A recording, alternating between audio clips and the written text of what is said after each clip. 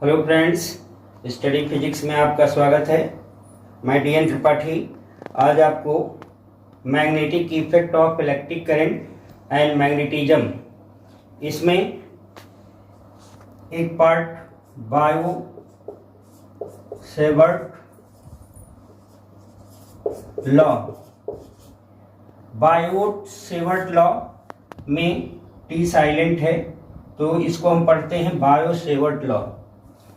इसकी स्टडी करेंगे।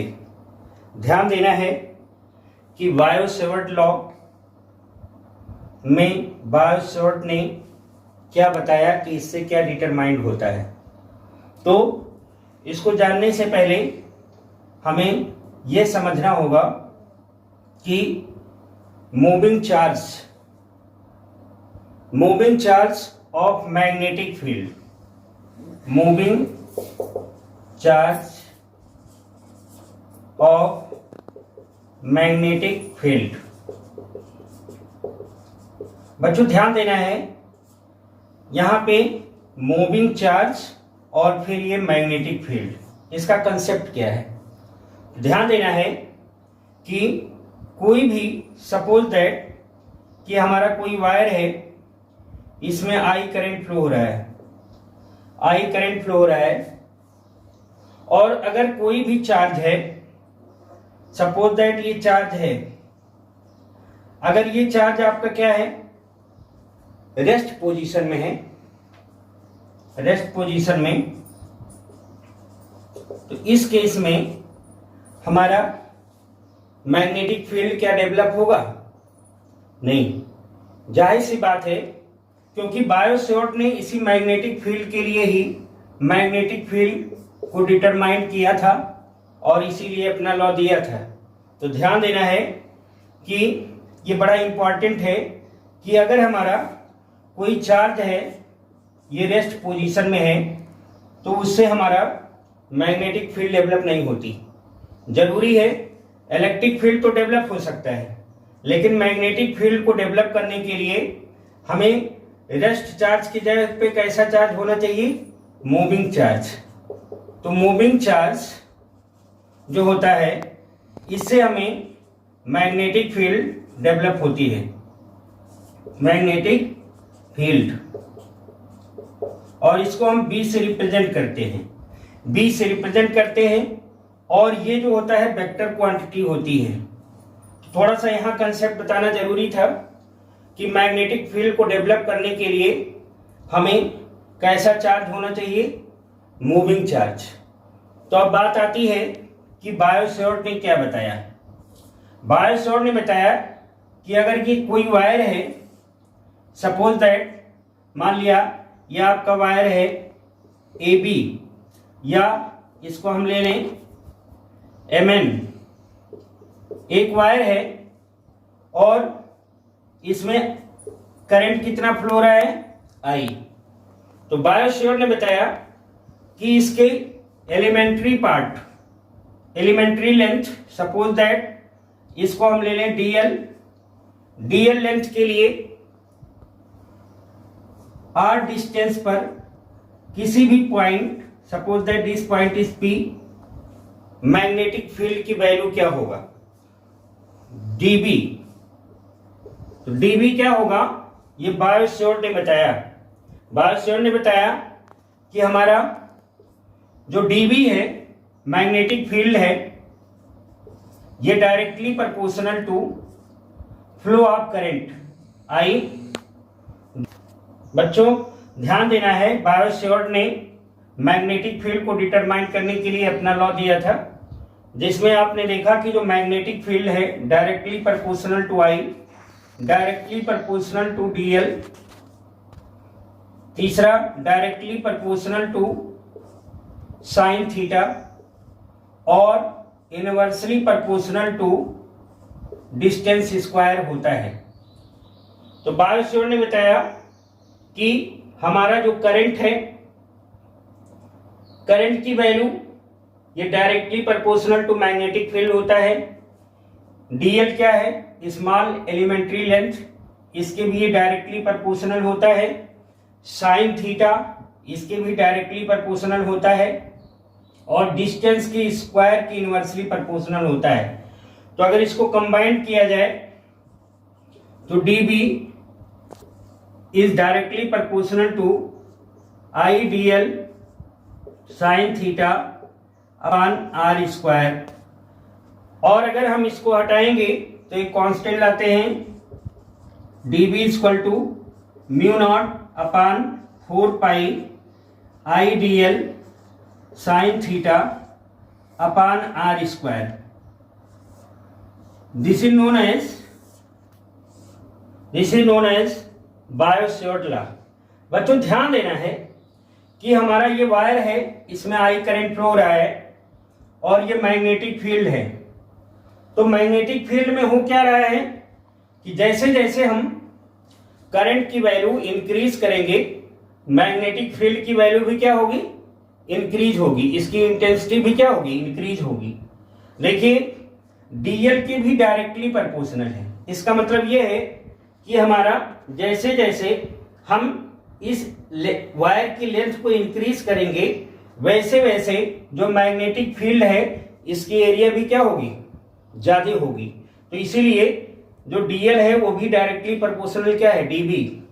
और साइन थीटा की बात करें तो बच्चों ऐसे समझ लें कि जैसे हमारा ये वायर है, अब वायर है और अगर हम बात करें तो ये आपका 0 डिग्री है, ये 90 की बात करें तो आप देख रहे हो कि जैसे जैसे हम आगे की ओर बढ़ रहे हैं, आगे की ओर बढ़ेंगे तो हमारा थीटा की वैल्यू क्या होती है, वैरी करती है 0 to 1। इसका मतलब ये हुआ कि ये 0 डिग्री है, ये मान लिया 30 डिग्री है, ये 60 डिग्री है, ये आपका 90 डिग्री है। तो साइन की वैल्यू जो होती है आपको पता है कि साइन जो होता है 0 पर वैल्यू 0 होती है और आपका 30 डिग्री 1/2, 60 डिग्री √3/2 और 90 डिग्री पर वैल्यू क्या होती है 1।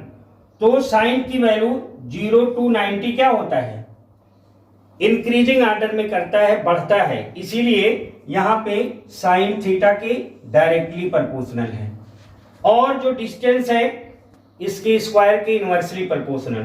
तो बायो-सैवर्ट ने मैग्नेटिक फील्ड डिटरमाइन किया किसके लिए, कोई भी वायर, कैसा वायर है, करंट कैरिंग वायर है, इसके कुछ डिस्टेंस पर मान लिया ये कोई पॉइंट है, इसमें मैग्नेटिक फील्ड की वैल्यू क्या होता है, तो directly proportional to I, directly proportional to sine theta, directly proportional to DL, inversely proportional to 1/r square. इस तरह से dB equal to mu naught upon 4 pi IDL sine theta upon r square, ये Biot Savart law कहलाता है। तो बच्चों ध्यान देना है, बायो-सैवर्ट से हम क्या डिटरमाइन किए, बायो-सैवर्ट ने बताया कि कोई भी वायर है उसमें करंट फ्लो कर रहा है तो उससे कुछ डिस्टेंस पर जो मैग्नेटिक फील्ड होती है उसकी value mu naught upon 4 pi IDL sine theta upon r square होता है। बच्चों ध्यान देना है कि अगर वेक्टर फॉर्म में इसको आ जाए लिखने के लिए कि write the Biot Savart law in vector form, तो उस केस में हम इसको राइट करेंगे dB equal to mu naught upon 4 pi IDL cross r upon r cube.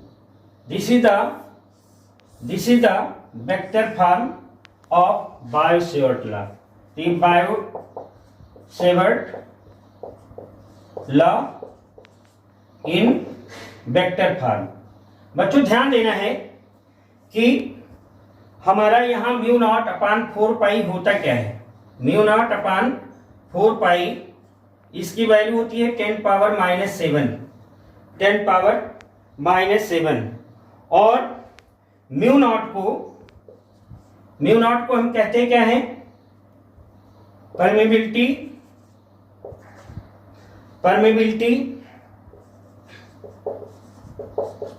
Of free space. Mu naught को क्या कहते हैं, परमेबिलिटी ऑफ फ्री स्पेस। ध्यान देना है कि हमारा बड़ा इंपॉर्टेंट चीज कि मैग्नेटिक फील्ड की डायरेक्शन को हम मेजर कैसे करते हैं। तो डिटरमाइन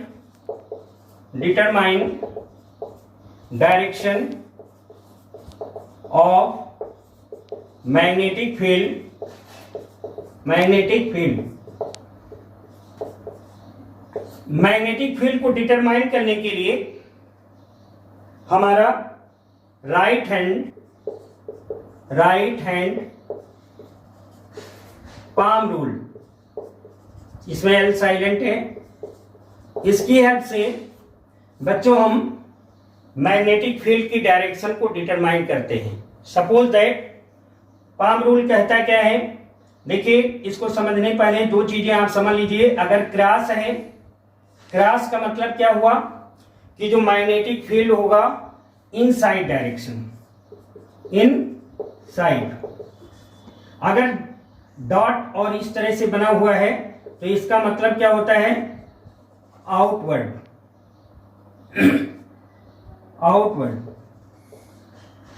ध्यान देना है, इसको विशेष ध्यान रखना है। अब पाम रूल कहता क्या है, पाम रूल ये कहता है कि जैसे मान लिया यह हमारा कोई स्क्रू है और ऐसे या वायर समझ लें, इसमें अगर हमारा आई करंट फ्लो हो रहा है, आई करंट फ्लो हो रहा है और आई करंट फ्लो हो रहा है तो आपका जो थंब है इसका डायरेक्शन क्या है, करंट का डायरेक्शन है। करंट का डायरेक्शन हुआ तो हमारा जो ये फोर फिंगर है, फोर फिंगर यूं ऐसे, ये फोर फिंगर का डायरेक्शन कैसे हो रहा है, ऐसे। मतलब क्या है कि अगर ऐसे होगा तो ये देखिए आउटसाइड हुआ, तो उस केस में हमारा क्या होगा, ये डायरेक्शन शो करते हैं। ये डायरेक्शन किसका होगा, आउटसाइड जो होगा, आउटसाइड या आउटवर्ड। इस केस में जब भी हम मैग्नेटिक फील्ड का डायरेक्शन लेंगे तो डॉटेड दिखाएंगे। अगर यही चीज हमारा ऐसे डायरेक्शन होता, ऐसे डायरेक्शन अगर होगा ऐसे, तो उस केस में अगर हम देखें तो जब क्रॉस होगा तो वो किस साइड की डायरेक्शन को शो करेगा, इनसाइड। तो बड़ा इंपॉर्टेंट है कि मैग्नेटिक फील्ड में अगर क्रॉस है तो मैग्नेटिक फील्ड का डायरेक्शन कैसा होगा, इनसाइड होगा। अगर डॉट दिखाया गया है तो मैग्नेटिक फील्ड का डायरेक्शन कैसा होगा, आउटवर्ड। तो इसकी जरूरत से, इसकी हेल्प से हम जो क्या कर सकते हैं, मैग्नेटिक फील्ड की डायरेक्शन को डिटरमाइन कर सकते हैं। तो अभी तक हमने आपको बताया कि बायो-सैवर्ट लॉ होता क्या है। बायो-सैवर्ट लॉ से हम मैग्नेटिक फील्ड को डिटरमाइन करते हैं किस केस में, कि कोई भी वायर जिसमें करंट फ्लो कर रहा है उस डिस्टेंस पर उसकी मैग्नेटिक फील्ड की वैल्यू क्या होती है। और ये बताया कि वेक्टर फॉर्म में इसको हम रिप्रेजेंट कैसे करते हैं। और साथ ही साथ मैग्नेटिक फील्ड की डायरेक्शन बताने के लिए राइट हैंड पाम रूल क्या कहते हैं कि अगर थंब का डायरेक्शन क्या हो, अपवर्ड हो, तो जो फोर फिंगर है अगर इन साइड में होगा, अंदर की ओर होगा, तो उसके लिए मैग्नेटिक फील्ड का यूज करते समय क्रॉस का यूज करेंगे। अगर आउटसाइड में होगा तो उसके लिए मैग्नेटिक फील्ड का डायरेक्शन शो करते समय हम क्या करेंगे, डॉट। इसका मतलब ये होगा क्रॉस जो होगा, ये क्रॉस रिप्रेजेंट करेगा मैग्नेटिक फील्ड की डायरेक्शन कब होगा, इनसाइड बताने के लिए अकॉर्डिंग टू पाम रूल। और अगर डॉट होगा तो मैग्नेटिक फील्ड का डायरेक्शन आउटवर्ड या आउटसाइड। तो इस तरह से आपने देखा कि क्योंकि हमेशा मैग्नेटिक फील्ड की डायरेक्शन को बताने के लिए ये बड़ा ही इंपॉर्टेंट कंसेप्ट है और इसको ध्यान रखना। बच्चों ध्यान देना है कि अब जो आपको पढ़ना है कि म्यू नॉट की यूनिट और डायमेंशन क्या हो सकती है। तो अगर हम डायमेंशन की बात करें तो dB equal to mu naught upon 4 pi IDL sine theta upon R square होता है। तो यहां से हमारा म्यू नॉट 4 पाई तो कांस्टेंट है, तो वैल्यू क्या हो जाएगी, dB equal to mu naught IDL upon R square, क्योंकि ये भी कांस्टेंट है, ये भी यूनिट लेस और डायमेंशन लेस, तो इसकी वैल्यू क्या हो जाएगी, mu naught equal to dB R square upon IDL। ध्यान देना है बेटा, जो मैग्नेटिक फील्ड होता है यहाँ dB है, इसकी यूनिट होता है वेबर अपान मीटर स्क्वायर, और ये डिस्टेंस है तो डिस्टेंस की क्या हो जाएगी, मीटर स्क्वायर है तो मीटर स्क्वायर, और I क्या है, एम्पियर इसकी यूनिट होगा, और इनटू क्या हो जाएगा DL मीटर, तो मीटर से मीटर कैंसिल हो गया। इस तरह से 1 मीटर से मीटर ये कैंसिल हुआ तो आपका मीटर स्क्वायर कैंसिल हो गया, तो यूनिट क्या हो जाएगा, वेबर अपान एम्पियर मीटर, या इसको हम वेबर अपान मीटर स्क्वायर भी कहते हैं, तो ये आपका इसकी यूनिट हुआ वेबर अपान एम्पियर मीटर। अगर हम डायमेंशन निकाल लें तो डायमेंशन निकालने के लिए हमें मैग्नेटिक फील्ड का डायमेंशन निकालना होगा, dB R square upon IDL। देखिए dB मैग्नेटिक फील्ड है, तो magnetic field dB equal to IBL, यहां से हम मैग्नेटिक फील्ड हमारा जो फार्मूला होता है F इक्वल टू QBB, यहां से हम मैग्नेटिक फील्ड अगर निकालें तो F अपान QB, और यहां से डायमेंशन निकाल सकते हैं, क्या होगा, फोर्स का MLT-2, चार्ज की क्या होगी 80, और वेलोसिटी का क्या होगा LT-1। देखिए L से L कैंसिल हो गया, ये T⁻1 है, ये कैंसिल हो गया, तो आपका होगा MT-2 और A पावर क्या होगा -1।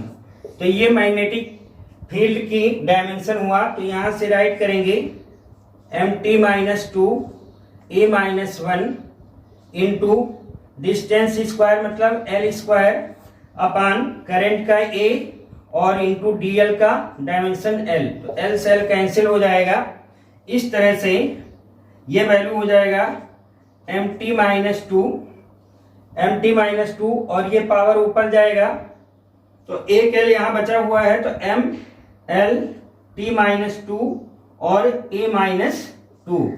इस तरह से आपने देखा कि जो डायमेंशन ऑफ म्यू नॉट है, डायमेंशन ऑफ म्यू नॉट, इसकी वैल्यू क्या होगी MLT-2 A-2, और म्यू नॉट को क्या कहते हैं, परमेबिलिटी ऑफ फ्री स्पेस। तो ये ध्यान रखना है, relation between mu naught and epsilon not, ये रिलेशन पूछा जाता है बच्चों।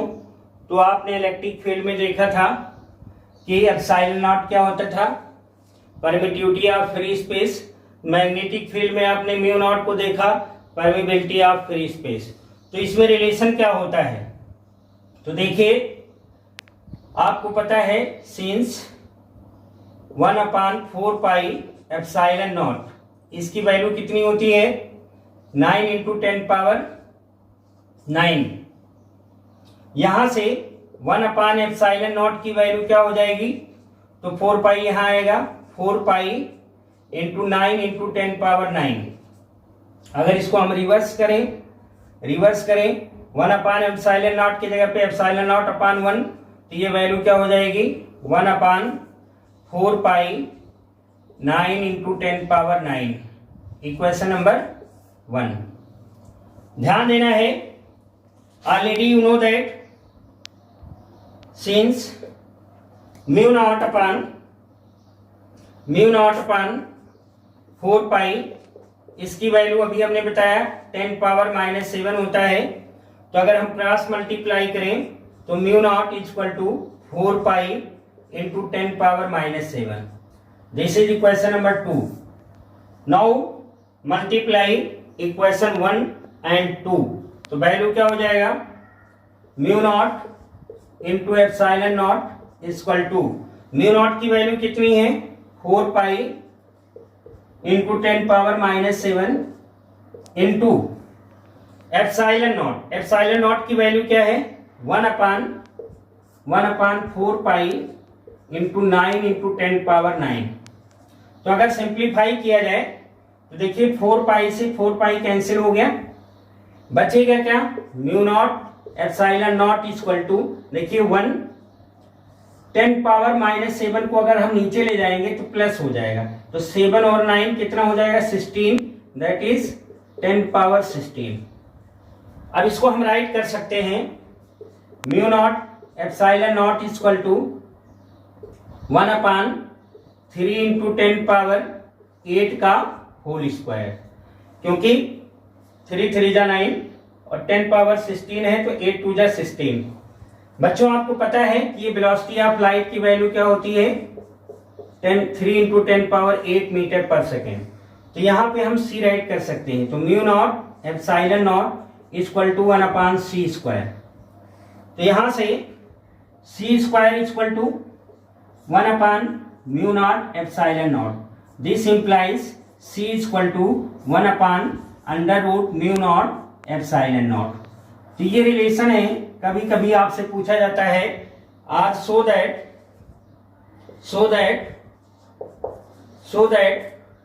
Velocity of light c equal to 1 upon under root mu naught into epsilon naught. तो ये यही कंसेप्ट है relation between mu naught and epsilon naught का। तो बच्चों ध्यान देना है, हमने एक्सप्लेन किया बायो-सेवर्ट लॉ।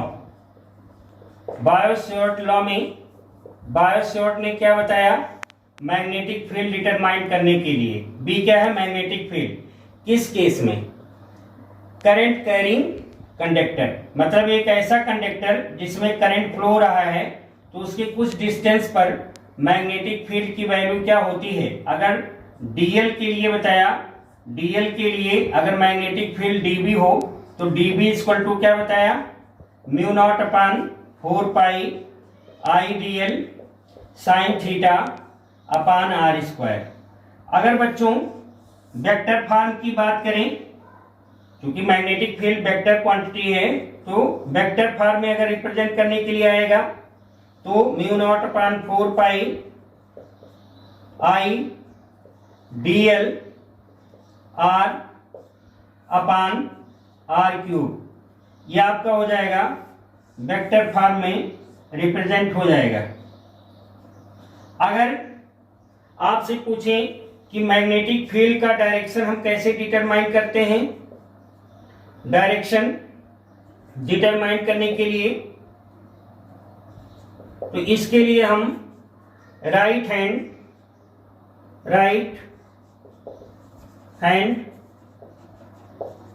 पाम रूल का यूज करते समय ये बात ध्यान रखेंगे कि अगर हमारा ये स्क्रू है, इसमें करंट क्या फ्लो रहा है आई फ्लो कर रहा है, तो जो हमारा 4 फिंगर होगा, अगर हमारा 4 फिंगर का डायरेक्शन इनसाइड होगा तो उसके लिए क्रॉस का यूज करते हैं, मैग्नेटिक फील्ड क्रॉस का यूज करेंगे, इनसाइड डायरेक्शन होगा।